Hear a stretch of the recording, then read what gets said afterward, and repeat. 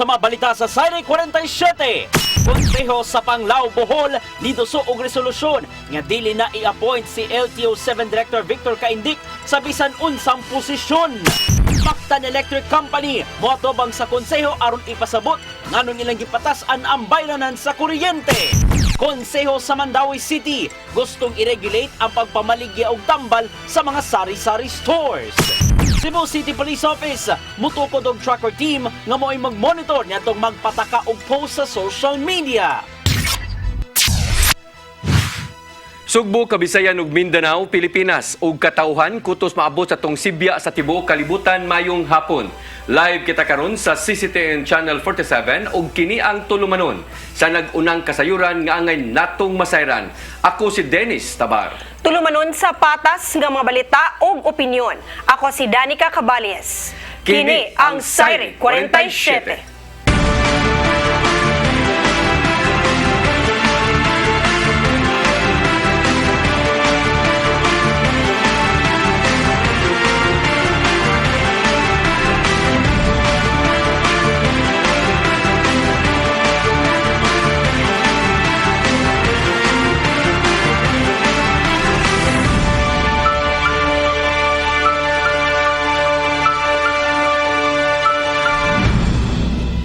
Ug karon sa kumpletong detalye sa atong mga balita, niduso og resolusyon ang konseho sa lungsod sa Panglao sa lalawigan sa Bohol nga nag-auhag kang Presidente Ferdinand Bongbong Marcos Jr. nga dili na itudlo pagbalik sa iyang katungdanan si LTO7 Regional Director Victor Caindic.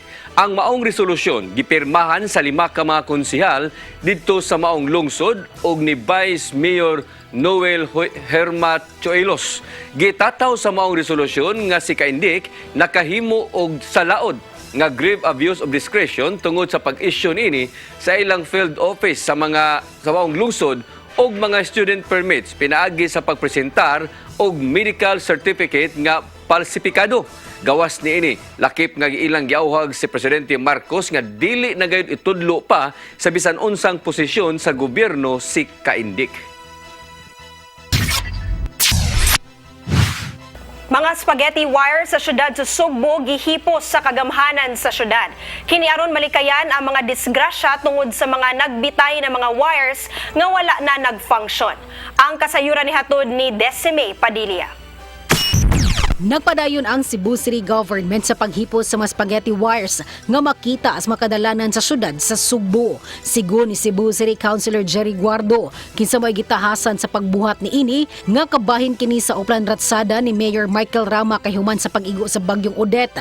Daghan pang wires ang wala mahipos ingon man mga poste nga nagbahirig og guba na. Maton ni Guardo nga 60% sa mga wires nga makita sa mga major thoroughfares, mga dead wires na kini o kining wala na nag-function og dili na active. Asoy sa konsehal, usa sa mga problema sa mga telecommunication companies nga kung i-disconnect nila ilang subscriber, ibilin ra ang wire og dili hipuson nga mahinungdan nga nagkabaga ang mga wire sa kadalanan samtang nagdagan ang katuigan.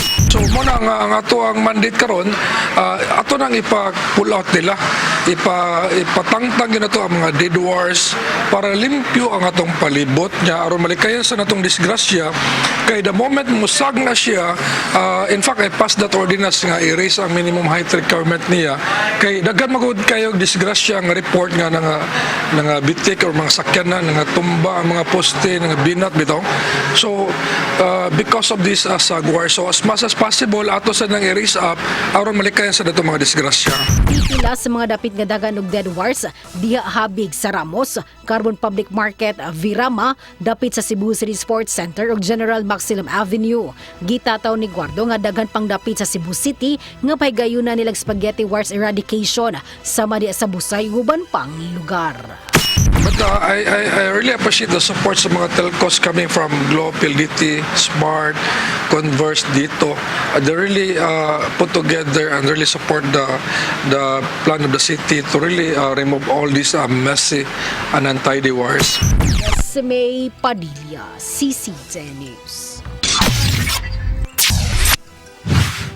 Sakop sa Hunta Provincial niduso og resolusyon nga nag-auhag sa mga gasolinahan dinhi sa Sugbo nga magbaton og hinlo nga mga pansayan. Kinaron mahimong hapsay ug hamugaway ang paggamit niini sa mga turista, langyaw man o lokal.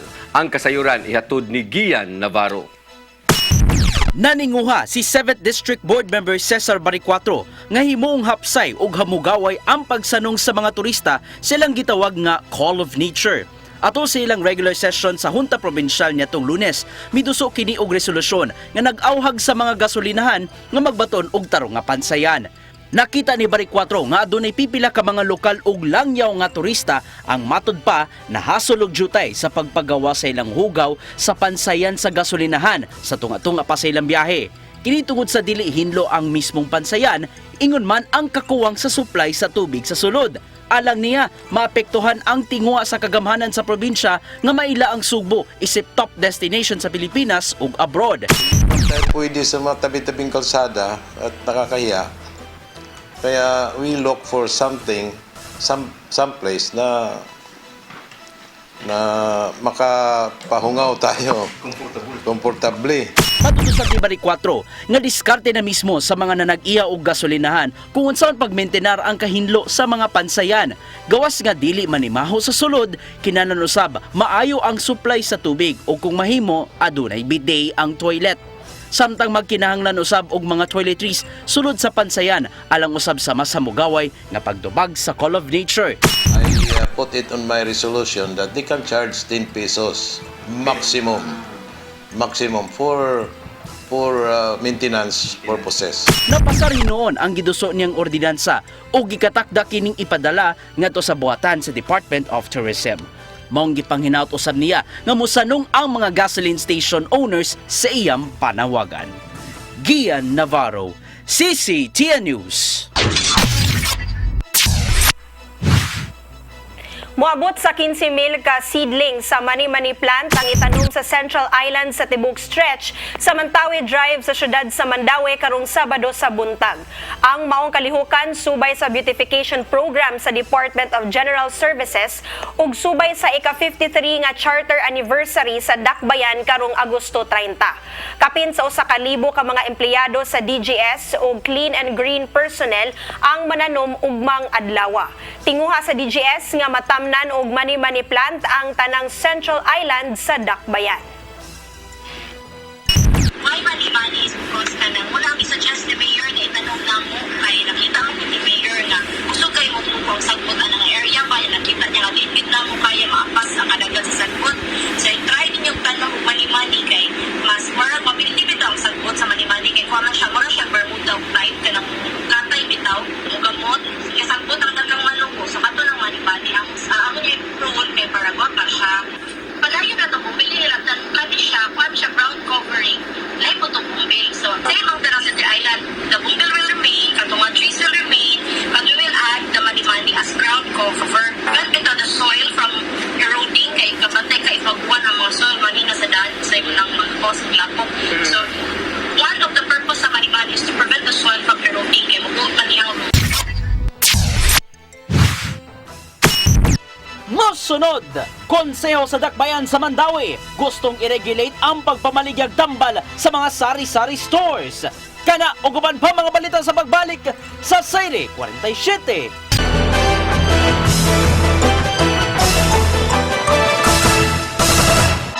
Balik sa ato mga balita, pabaligyaw mga tambal sa mga sari-sari store, i-regulate unya sa siyudad sa Mandaue.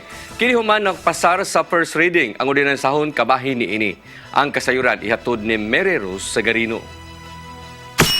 I-regulate na unya sa siyudad sa Mandaue ang pagpamaligya og tambal o uban pang pharmaceutical products sa mga sari-sari stores. Kini human napasar sa first reading ang ordinansahon nga nag-adapt sa national law kabahin niini. Si Consel Nerissa Son Ruiz, chairperson sa Committee on Health niingon nga usa ka task force ang umulon nga maglakip sa City Health Office og pulis aron sa pagmonitor niini. Kung hingpit nga mapasar ang ordinansahon, giawhag ang mga tag-iya sa sari-sari store sa pag-report sa ilang gipamaligya nga tambal. No, aside from the warning, doon ay ang first offense para 1,000 pesos matingali na siya. So atong gihimo is just to adopt the national law to enforce it more strictly. Matod ni Ruiz nga adunay mga sari-sari store nga nagbaligya og mga antibiotics kinsa angay unta nga adunay prescription gikan sa doktor. Ang ditang gilikayan nga dili sila mga maligya og mga antibiotics. Kaysa una sa kinsa lang magpalit og antibiotic antud nga resistant ang usa ka tawo, musukol na ang kagaw, mo na nga lisod na kaing tambalan hinuon ngita nag mga mahalong kaayo.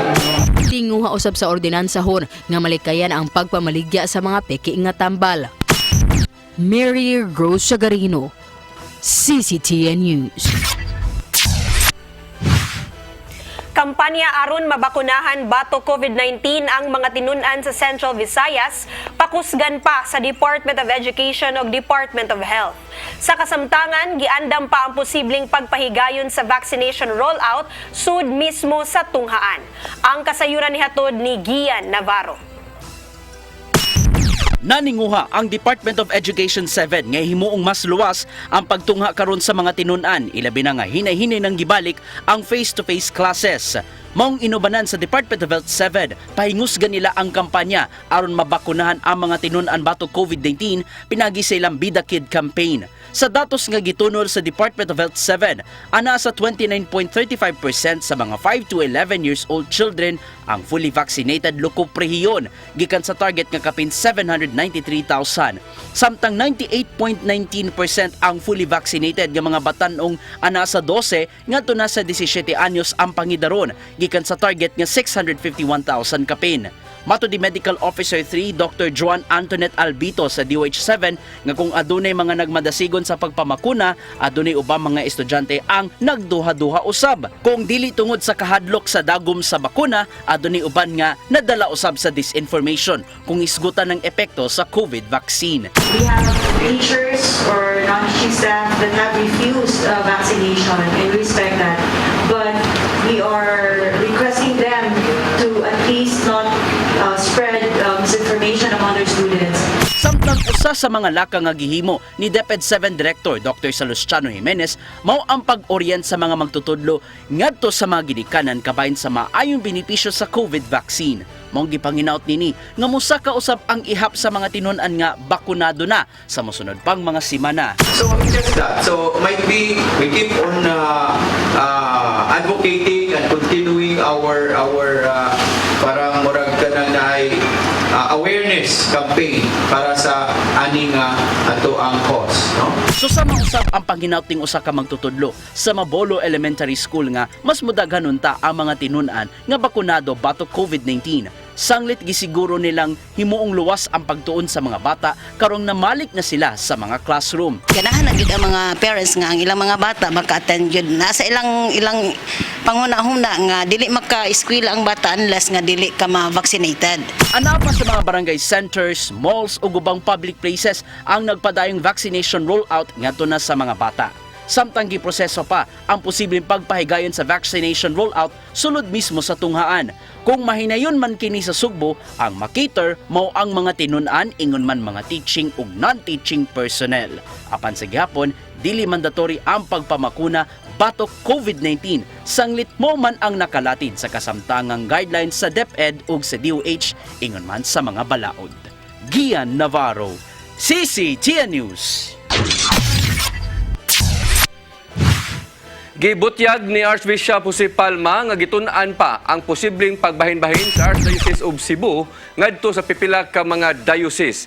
Matod niini nga dunay komitiba nga nagtuon alang sa maong mga lakang ug ang katawhan manginlabot usab sa maong proseso. Dugang pa niini nga usa ka dekada nang giplanuhan ang paghimo og dugang pang diocese aron pag-alagaran pa ang uban nga mga Katoliko nga naa sa lagyong dapit. Ang Archdiocese of Cebu mao ang labing dako nga diocese lukop nasod nga dunay 4 milyones ka mga Katoliko. Sa nasayran giplanuhan ang daan ni Anhing Ricardo Cardinal Vidal ang pagbahin-bahin sa Sugbo ngadto sa pipila ka mga diocese. It is coming na. Wala na ini kuana na. I mean, there is no stopping to that plan. At the moment, probably depende on what we want to accomplish. No, but easily, I would say around 1/4 has been done. Giawhag ni Talisay City Mayor Gerald Anthony Samsam Gulyas ang katawhan nga mopahibaw gilayon sa kapulisan kung dunay namatikdan nga pangitabo og dili sa social media. Matod ni Gulyas nga nakadawat siya og mensahe labot sa giingong suway nga pagkidnap dinha sa Barangay Biasong og Kansohong og daling nikatap sa Facebook. Gipasusi ni Mayor Gulyas ang kaso ug gimanduan si Police Lieutenant Colonel Randy Caballes sa pag-imbestigar ug paghatag kaniya og report. Dugang sa mayor nga kinahanglang responsable ang matag-usa aron dili makahatag og kahasol ilabi na karon nga nag face-to-face classes. Nihimo na og pakisusi ang ilang mga investigador diin duna sila'y nahinabi nga 5 ka individual nga naa sa lugar dihang naitabo pa ang insidente. Nakakuha na sab sila og kopya sa CCTV ug ilaha kining tan-awon aron mahibaw ang panghitabo.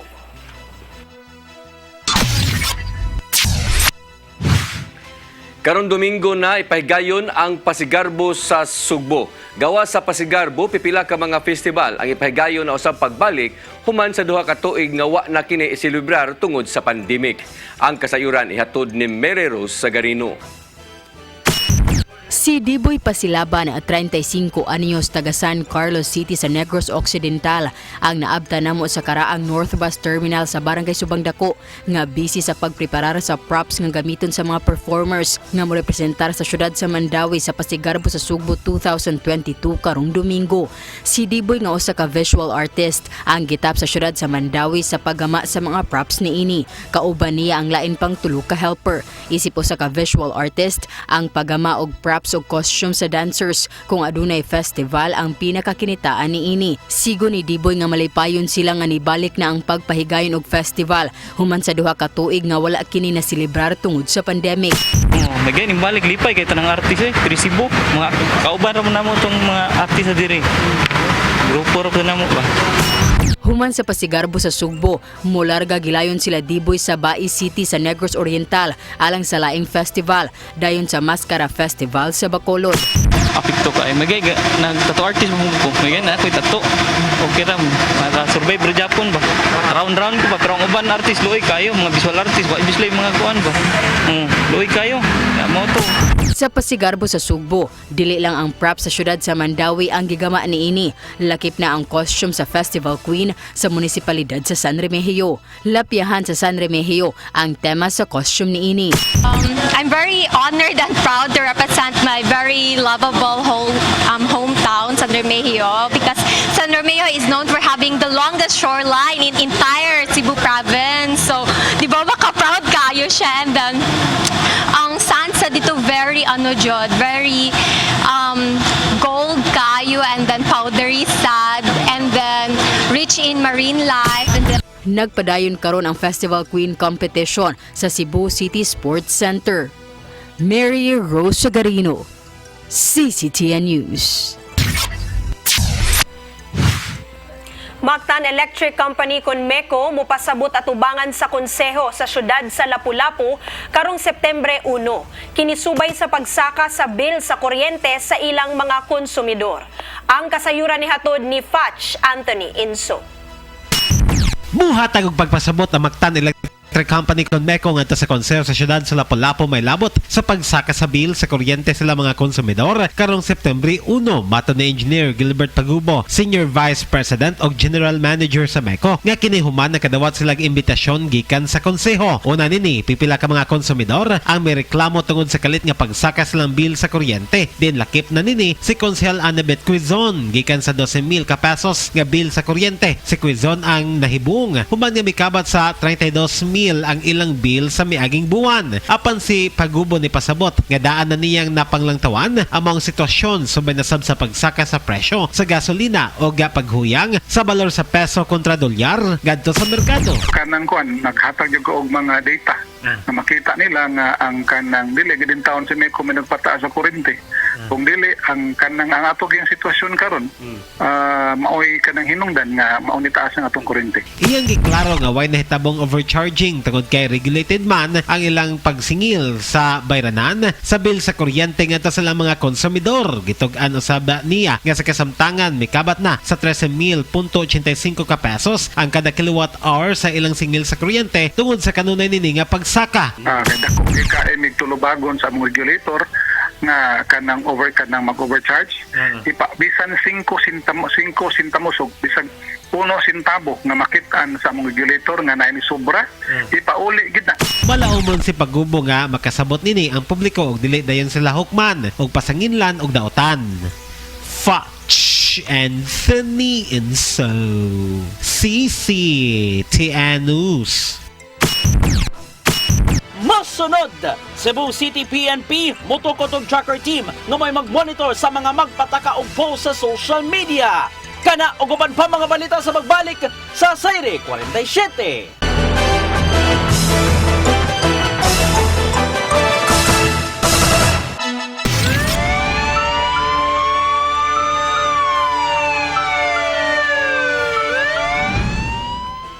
Balik sa ato mga balita, kapulisan sa Dakbayan sa Sugbo hugot ng mibarog nga ang magsuong nga pulos minor de edad mo'y nagdunggab patay sa usa ka tinun-an ni adtong Agosto 6 sa alas 11 sa gabi diha sa Bulacau. Tungod kay matod pa, lig-on ang ilang ebidensya nga gihuptan.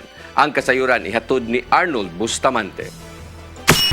Humanmitahan naman nagsuon nga pulos minor de edad nga mo'y gitudlo sa tulo ka mga kaubanan nini nga mo'y bidunggab patay kang Jerome Rivera Istan 16 anyos nga scholar sa usa ka tunghaan sa siyudad sa Sugbo. Magpaabot na lang ang kapulisan sa siyudad sa Sugbo nga makapagawas ang korte og warrant of arrest bato kanila. Una nang mihimakak ang duha sa pasangil nga sila ang naghimo sa krimen. Apan mato ni Police Lieutenant Colonel Wilbert Padilla, Deputy City Director for Administration sa Cebu City Police Office nga lig-on ang ilang ebidensya nga gihuptan nga ang magsuon gyud ang nagdunggab patay. Apan ang 5 nga pulos na nga dunay partisipasyon sa krimen kinisama sa pagtago sa cellphone sa biktima nga makita sa komunikasyon ini sa ilang group chat ug ang pamahayag sa usa sa mga minor de edad nga nakahatag sa kalig-on sa ebidensya. Based on the evidences nga nakuha sa atong mga investigator, nagtumbok man gyud atong usa atong maguwang, no? And then ang upat is they are part of that. So depende na sa appreciation sa court kung kinsay ilahang tuhuan. So base sa ato ang mga ebidensya, mas ligon man ang ato ang ebidensya sa nga na-recover. So it's up to the court na to decide kung kinsay i-appeal.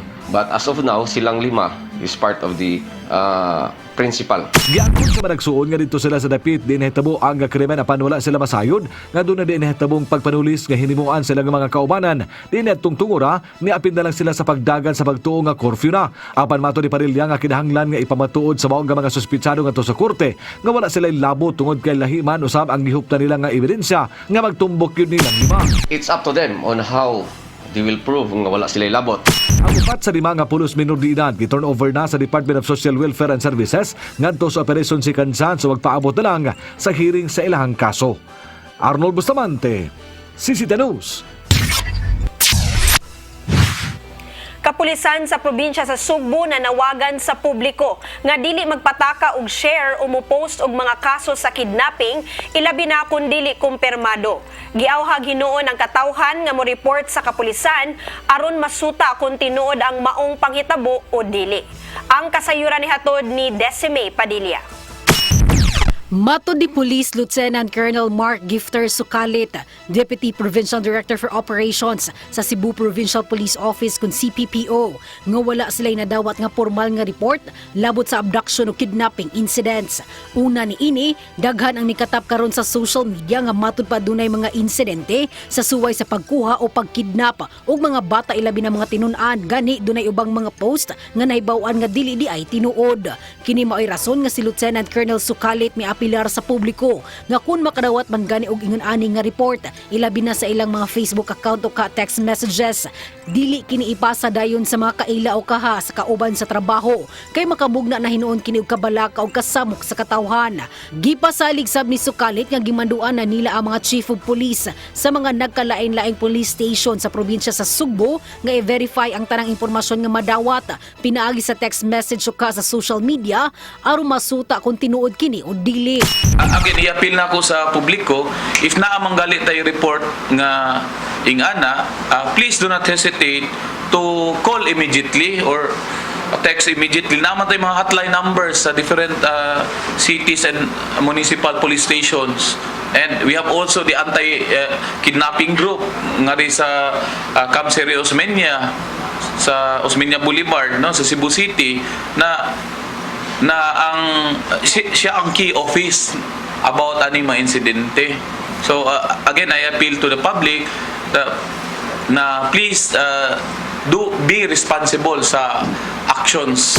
Ang hepe sa Karkar City Police Station Lieutenant Colonel Ardioleta kabagnot mibutiag nga walay natala ngayon ang panghitabo sa ilang dapit dungan sa pangbutyag nga manageable ang peace and order sa dakbayan sa Karkar. Sa mga tao nga kinta nga makadawat og ingana, ayaw mo pataka og share kay makakos mo na og panic og makakos po na kintag confusion sa mga katawan, mga hadlok ang mga ginikanan og mga ubang estudyante. Lisod kayo nya labi na nga wala na ma-confirm, wala gyud na kinta mai-report sa mga istasyonan, wala ma-blatter, wala ikuan, puro chismis lang kinta. Ug may mo dili lang sila i-share ba og na sila madawat kay pwede po sila makasuhan og mga cyber libel. Si Lieutenant Colonel Sukalit miingon kung makamugna og dakong epekto ang pagpakatapong sayop nga impormasyon, posibleng mapasaka og criminal action ang responsable niini. Apan kung pwede pa nila makontrol, ipatawag nilang atensyon sa tinubdan sa impormasyon. But nevertheless, sirs and ma'am, since ni Buto naman niya siya, we are coordinating with our counterpart from KG or anti-kidnapping group, and at the same time yung different intel community nato. We directed already our S2 to intensify its intelligence monitoring as well as counter-intelligence monitoring po. Desmay Padilla, CCTV News. Mga sakop sa investigation ng Detective Management Unit sa Cebu City Police Office gimanduan nga moumol og tracker team. Kini mao'y monitor sa mga post diha sa social media labot sa ipakatap nga way kamatuoran nga kidnapping dinhi sa siyudad sa Sugbo. Ang kasayuran ihatod ni Arnold Bustamante. Human giumol sa Cebu City Police Office ang unit nga moimbestigar sa mga sayop nga gipangpakatap diha sa social media nga makapaalarma ngadto sa publiko bisan walay kamatuoran. Ang hepe sa kapulisan sa siyudad sa Sugbo moumol usab og tracker team. Ang trabaho sa mga tracker team monitor kini sa mga post diha sa Facebook ug mosubay kung unsa katinuod ang pangangkon sa nagpakatap sa impormasyon sa masasuway nga pagdagit sa usa ka tawo ug uban pa. Lakip na nini ang paggukod kung mapamatud-an nga walay kamatuoran ang maong post sa social media ug mapanubag kini sa ihang gihimo. Mato ni Police Lieutenant Colonel Wilbert Parilla, Deputy City Director for Administration sa Cebu City Police Office, ikihagyod nila ang magbinuang diha sa social media. Sanglit makamugna kining dakong epekto sa imahen sa siyudad sa Sugbo, ilabi na sa turismo. Naila ang sugbong o sa sasurianan sa mga langya og lokal nga turista. Apan kung doon na sila mabasa diha sa social media, mahimong mahadlok ang mga bisita ug dili na kini mudayon pa sa pagsuroy. Maghigugta sa ato ang katawhan nga dili ta magpataka og post, labi na gayod kung kini makadaot or makahatag og kalisang sa ato ang katawhan. No, as of now, we are directing our investigators to monitor sa social media whatever mga post nga the same. Our city director directed already to file case kung unsay applicable nga kaso nga atong ma-file. Panawagan sa kapulisan nga kung adunay makita diha sa karsada nga sa ilang duda, gidagit kini o kaha dunay krimen nga nahitabo, labing maayo nga kuhaon ang tanang detalye ug report sa labing duol nga police station. Ilang gidiscourage ang pag-post dinhi diretso sa ilang Facebook account bisan kung wala pa sila masayod sa tinuod nga istorya aron dili sila magatubang og problema. Sa gihimong investigasyon sa kapulisan wala pay bisan usa nga nagpa-blatter sa mga police station nga dunay na missing sulod na sa dugay nga panahon nga gituo ang gidagit. Kadtong mga post na latest katong babay, so far wala man gyud nagpa-blatter sa tua no nga dunay gikidnap nga parts usa sa ilang pamilya. That's why we are verifying kung asa gito nagsugod ang post. Ipasalig sa kapulisan nga luwas ug malinaw ng dakbayan sa Sugbo, sukwahi sa mikatap sa social media nga peligro nga puy-an ang dakbayan. Arnold Bustamante, CCTV News. Lamdag, uban ni Tatay Dodong Limchua. Kita ng tanan nakasinati gayon kung unsan kalipay nga bation sa gayon nga tubagon sa Ginoo ang atong pagampo. Ang Ginoo mutubag gayon sa atong pagampo ug gihatag niya ang atong ipangayo kung nagsubay kini sa iyang kabubuton. Tungod kay ang Ginoo matinud-anon ug way makatupong sa iyang pagka-manggihatagon. Ingon ini ang atong relasyon sa atong langitong Amahan. Naibaw na siya kung unsa ang atong mga panginahanglan. Apan, mahimot kayo siya kung kita mudol kaniya o mangayo kaniya pinagi sa pagampo. He holds the universe in His hands. Siya ang nagbuhat sa tanang butang. Nan, ngano magpanukuman kita sa pagduol kaniya? Tudloy ako pag kinabuhi uyon sa imong kamaturan, kay ikaw ang manluluwas ko nga nagsalig ako kanimo kanunay. Salmo 25:5. Mga igsoon, mo kini nga atong lamdag karong adlaw. Salamat. Shalom.